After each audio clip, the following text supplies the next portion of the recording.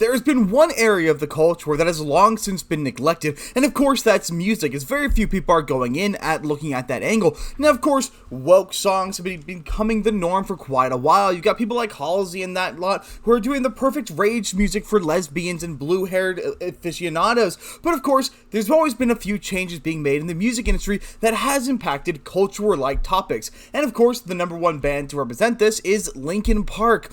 Once one of the greatest edgy teenage bands, and honestly, let's be clear, it still is, so long as you're only listening to the old stuff. It's the kind of music that helped pretty much every single teenage boy get through the angst that he went through. Every single person I know, at one point or another, at least every male, had an addiction to Linkin Park during those transient years, and of course that's utterly necessary, as Linkin Park does something that no other band has ever done so well. They've really captured that masculine stress, the tension, the hatred, the rage, and all of the other negative emotions perfectly. So obviously, when you go to bring Linkin Park back in the 2020s, how do you go about doing it?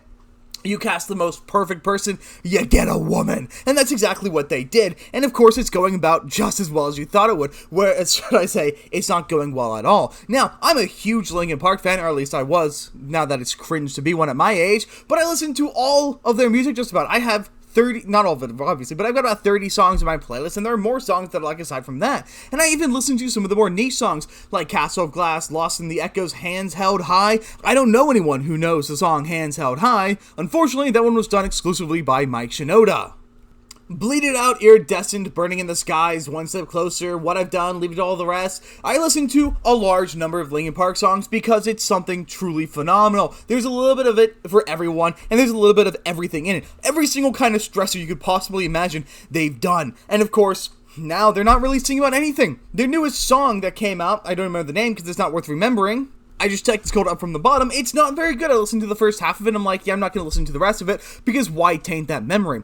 Now, for those of you who are not aware, the issue with Linkin Park stemmed because 10 years ago, the lead singer Chester Bennington unfortunately took his own life. Now, there is some rumor that he was murdered and not suicidal, because his death is oddly coincidentally similar to another musician's death. I was quite a fan of that theory when I was younger, because he died when I was around 13 years old.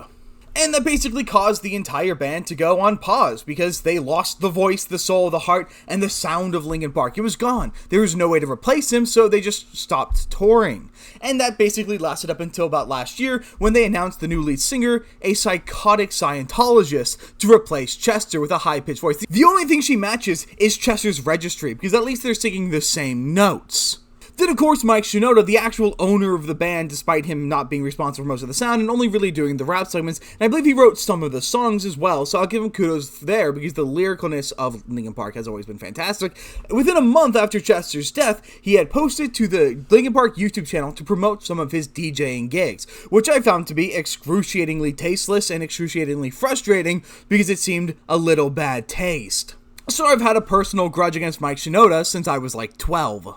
And then they go ahead, and once they finally get this female lead singer to take Chester Bennington's place, which caused a lot of stir, because first of all, why are you reviving a band where the lead singer is dead? That'd be like bringing back Nirvana. It's not going to work. Or how about the fact that they went and they changed the sound a little bit? None of it sounds a lot like Linkin Park. You had that Lost Crown song that was released for League of Legends. Because, of course, when I think Linkin Park Revival, my first thought is a League of Legends tie-in song, because who wouldn't think of that? And then their newer songs just sounding kind of like generic, edgy teenage music, which there's nothing wrong with that genre. But even when you're replacing one of the greatest voices in that genre to ever exist, you're not going to go out and you're going to grab a bland, generic female. No, don't get me wrong, she's got a great voice, she does good at what she does, but she isn't Chester. She doesn't have the emotional weight behind it. She doesn't have the feeling. There are these videos comparing specific one-to-one songs during live performances, one of them being I've Given Up, where she kind of puts some effort into it, but she's just doing generic vocal fry, the kind of thing that kills your voice. She's clearly doing it wrong, and if she does it like that, she's only got another 3 years singing at all, if at any band, let alone doing this gig, whereas Chester could do it perfectly. He just managed to hit that registry just right so he could do that angsty voice without harm. And more importantly, he put so much more soul into it. You could actually feel the emotion. Listening to her stuff, I feel nothing, because she is feeling nothing. She doesn't understand the emotions he's singing about, because they are inherently masculine feelings. And then, of course, when she tried to do Chester's 17-second scream, she barely did it, took several breaths in between it, and it just kind of came out as her just grumbling through it. It doesn't have any of that weight. And what's even worse is there are a few ways they could have gone about this in a way that would have been respectful, and a way that people wouldn't mind. They could have done it by changing the band. I have a perfect name because they're named after Linkin Park, but were sent a cease and desist letter off of the literal park. They changed the spelling. So you can just do, I don't know, Linkin Memorial, and now you're the memorial band for Linkin Park, and that's a much more respectful way to go about it. Another thing is, they should never have recreated the old songs. By performing the old songs, you're immediately going to draw unfair comparison to something that can never be lived up to. There's no way to match that expectation of how Chester did it, because what he did was unrepeatable. He was a master at his craft, and his craft was singing. But if you are so dead set on getting the name of the band, there's one other option. Chester has a son. He has a son who's also pretty good at singing and sounds exactly like Chester. You could have gotten his son, you could have brought him into the band, and you could have had him carry his father's legacy. That would have been so much better than getting some random broad off the side of the street who just sounds generic. But despite all that rambling, I promise I've got a point, I've got somewhere to go, so before we go any further, like, subscribe, and let's get into this. And well, to no one's surprise, when you're out here, when you're copying someone else's style, and when you're really fucking up, you clearly aren't going to last very long, and that's exactly what's happening. Linkin Park's tour isn't going too well, as they've had to massively downgrade their venue. They've lost their opener, and they offer tours discounts. They're reducing the price of their tickets, and the details are honestly quite insane. Now, this is a bit of an old article, but it just came to my attention, so I'm covering it now. Suck it up. Linkin Park's highly anticipated tour, highly anticipated by nobody, has undergone significant changes, affecting both venues and supporting acts. While the band has recently released a new song, Up From The Bottom, which is not very good, the most striking update concerns their Los Angeles concert. Originally scheduled to take place at the Dodger Stadium, which boasts a massive 56,000 seat capacity, the show has now been moved to a smaller Intuit Dome, which accommodates only 18,000 attendees. This change has resulted in ticket refunds for many fans, though those who had previously purchased tickets will be given priority access to secure seats at the new venue. They were literally only able to seat a third of the amount of people that they were originally going to have, which means they weren't selling up to a third of those seats. They had so few tickets that they could not realistically justify the price of an expensive and large venue, that they had to downsize by such a severe degree that's scoffable at best. That is extreme. That is severe. That they are downsizing so much that they literally are accounting for a third of the market that they expected to get. But on top of that, their opening lineup has been altered, as Queens of the Stone Age, who were initially set to perform, will no longer be part of the tour. The band has not yet announced a replacement, leaving fans speculating about potential new addition to the roster. I don't understand how bad a band has to be to lose their opener. When you're touring for what should be the biggest band in the nation right now, being Linkin Park, one of the most classic bands out there, and you have to leave the tour because it's just not working out, you're not making enough money off of it because nobody's going to the venues, that says something. If you are legitimately having to drop out of what was once selling 56,000 tickets, it's not shocking at all that they're losing everything. And it gets worse when we get into the actual album numbers. And what's even better is they're canceling several legs of the tour, such as canceling all of their tours up in Brazil, and then after that, they're reducing the price. In the move and aimed at making tickets more accessible, Linkin Park has also introduced a special $39.50 discounted ticket price across all tour dates. Yes, I guarantee you that their rationale is that they wanted to make it more accessible so the plebs can see the kings and queens perform. No, what this is the court jester isn't funny anymore. He's lost all goodwill. This isn't to make it more accessible, this is to make it so people might consider going. At $39.50, that's an average weekend. You can pay that much going to a movie theater, so why not go to a concert instead when the tickets are so dirt poor and so low price for a band that should be asking for at least $100 a ticket? But what do you expect to happen when you are a band full of hypocrisy and hubris? A band who's so far up their own ass they don't think they can do anything wrong, because that's all Mike Shinoda has ever been. Linkin Park has recently released a new song and its accompanying music video, Up From The Bottom, marking their first new track since From Zero comeback album dropped last November. Joe Han, who directed the video, described Up From The Bottom as the best song we've ever made, while bandmate Mike Shinoda stated it's one of the best videos we've ever had. Yes, why don't you shit all over the legacy of Linkin Park? Park. The best song and the best recording all comes after you replaced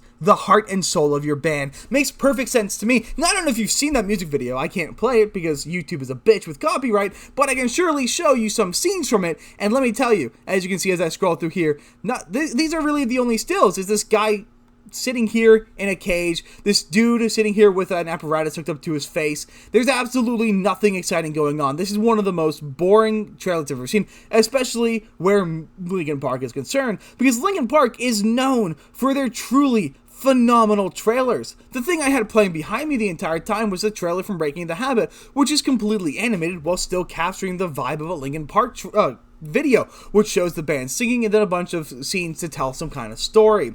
Final Masquerade, one of the lesser known songs, and a significantly newer song, one that should have very little goodwill because it came long after Linkin Park lost a lot of their edge, even has a truly phenomenal music video as the lights are shining, and it's a representation of loss and change as you see this woman being embraced by an angel. You've got songs like Castle of Glass, which is a truly beautiful and heartfelt song, which is the video is all about this kid dealing with the loss of his father who died fighting overseas. You have songs like Burning in the Skies, which shows pressing themes like addiction and breakups, and you've got Lost in the Echo, which shows a deep and beautiful depiction of people letting go of loss. Almost every single Linkin Park music video has something behind it. There's a reason to watch the music videos because they all tell a story. They all tell something deeply emotional. And you're out here saying this one's the best one when I got nothing from the video. I got nothing. I felt nothing from it because there was nothing there. It was just a woman standing in a room with flashing lights, and occasionally you see a guy with a breathing apparatus hooked to his nose slowly sitting up, but very rarely. This music video, while it shows some members of the band, it's mostly people walking around this abandoned building carrying pictures of loved ones and then finding the loved ones who are clearly dead and then screaming and releasing their anger. That's what Linkin Park has always been, and this new video isn't any of that. It can't be the best one because this one is just shit. It's so generic. And if you're going to have boring visuals, at least make him gyrate.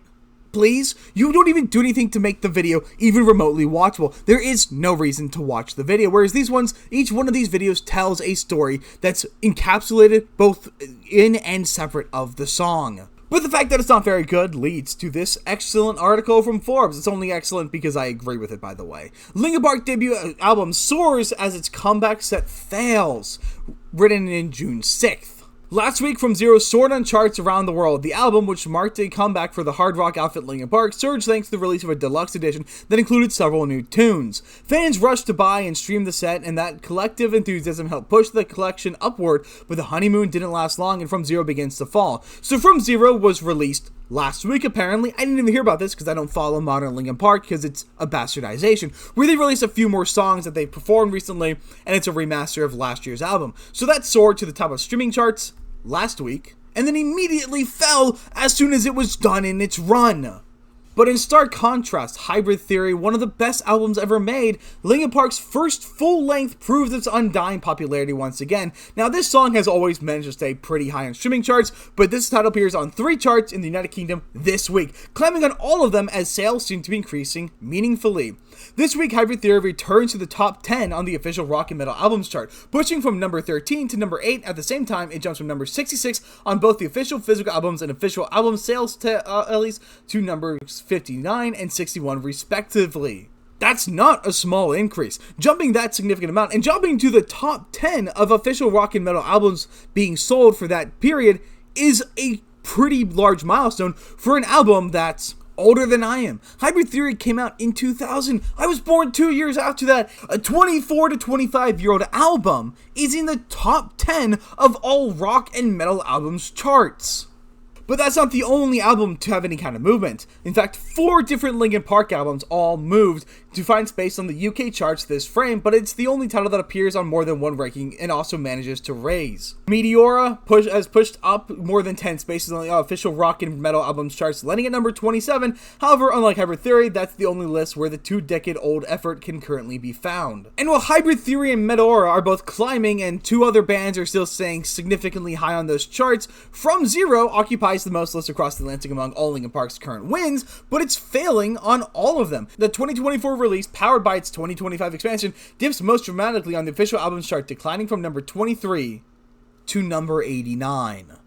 That is such a stark drop in only a week. This album had no legs. It was only there for the novelty of a new Linkin Park album, and nobody cared to stick around. Now, of course, this does have some downside of it being a generic remaster of songs that are only a year old, with only a couple of new additions, but diehard fans, if there were any, would still find a way to stream by and listen.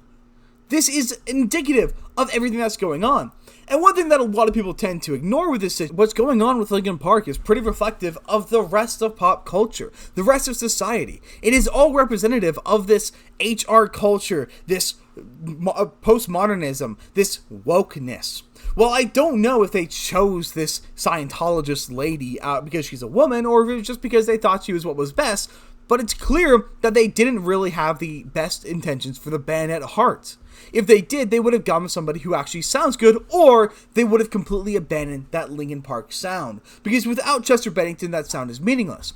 And that's what we've got with all these other things. From these live-action remakes such as Sleeping Beauty and Snow White, where all they're doing is they're trying their best to mimic what was once there while adopting it for the modern audience, they're trying the same thing with music. And the problem is, because music is so about soul and heart and resonance, you can't do that. You can't coast on what once was to succeed when it comes to music. At best, you'll do a pale imitation that people might go and see in concert if they have a free weekend, but nobody's gonna buy your discs and no one's gonna stream your copycat songs because they aren't as good.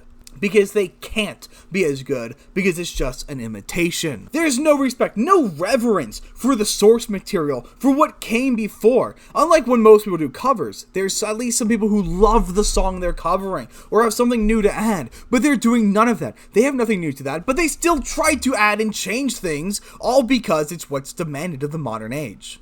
This is indicative of everything that's going on, and this is just another place where it's shown that this type of stuff has never been accepted and will never be accepted. Where it comes to movies, they can coast on the fact that people are going to go see a movie because they remember those things from their childhood. But when it comes to something so emotional like these songs that helped so many teenagers out of a depressive funk, who allow teenagers to understand and feel their emotions properly, that helps with so many people's development, you can't change that without people showing appropriate disdain. But that's pretty much all I've got. Let me know in the comments if you guys are shocked that Linkin Park is still even managing to tour, and the fact that they haven't shut it down because nobody's interested, and I will see you guys on the next one.